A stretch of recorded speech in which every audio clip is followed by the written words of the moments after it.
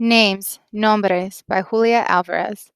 When we arrived in New York City, our names changed almost immediately. At immigration, the officer called my father Mr. Alvarez. I was too afraid we wouldn't be let in if I corrected the man's pronunciation, but I said my name to myself, opening my mouth wide for the organ blast of the A, trilling my tongue for the drumroll of the R. Alvarez. How could anyone get Alvarez out of that orchestra of a sound? When we moved into our new apartment building, and the neighbors, who became mother's friends, pronounced her name Julia instead of Julia, I, her namesake, was known as Julita at home. But at school, I was Judy or Judith, and once an English teacher mistook me for Juliet. By the time I was in high school, I was a popular kid, and it showed in my name. Friends called me Jules or Hey Jude. And once, a group of troublemaking friends my mother forbade me to hang out with called me Alcatraz.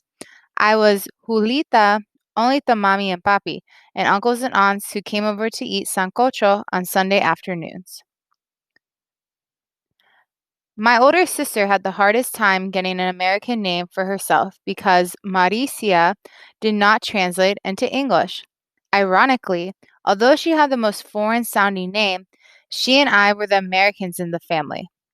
We had been born in New York City when our parents had first tried immigration and then got back home, too homesick to stay. My mother often told the story of how she had almost changed my sister's name in the hospital. After the delivery, Mommy and some other new mothers were sharing the names of their new babies, sons and daughters.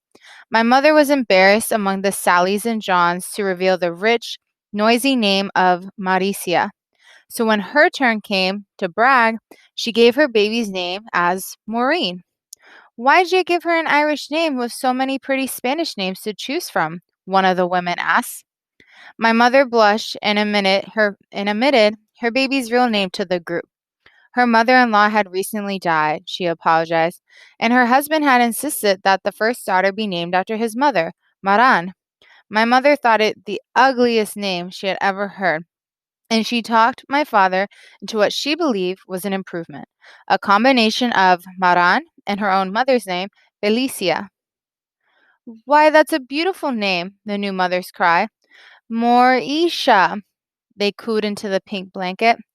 Morisha. It was when we returned to the States 11 years later.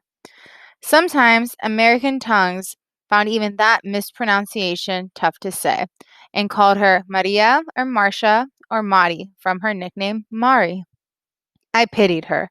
What an awful name to have to transport across borders. My little sister Anna had the easiest time of all. She was plain Anne. That is, only her name was plain, for she turned out to be the pale, blonde American beauty in the family. The only Hispanic thing about her was the affectionate nicknames her boyfriend sometimes gave her. Anita, or as one goofy guy used to sing to her the tune of the banana advertisement, Anita Banana. Say your name in Spanish. Oh, please say it. I had mouths drop one day by rattling off my full name, which, according to the Dominican custom, included my middle names, mother's and father's surnames for 4 generations back. Julia, Altagracia, Maria, Teresa, Alvarez, Taveres, Perello, Espiallat, Julia Perez Rochet Gonzalez. I pronounced it slowly. A name as chaotic with sounds as a Middle Eastern bazaar or market day in a South American village. Someday, the family predicted, my name would be well known throughout the United States. I laughed to myself, wondering which one I would go by.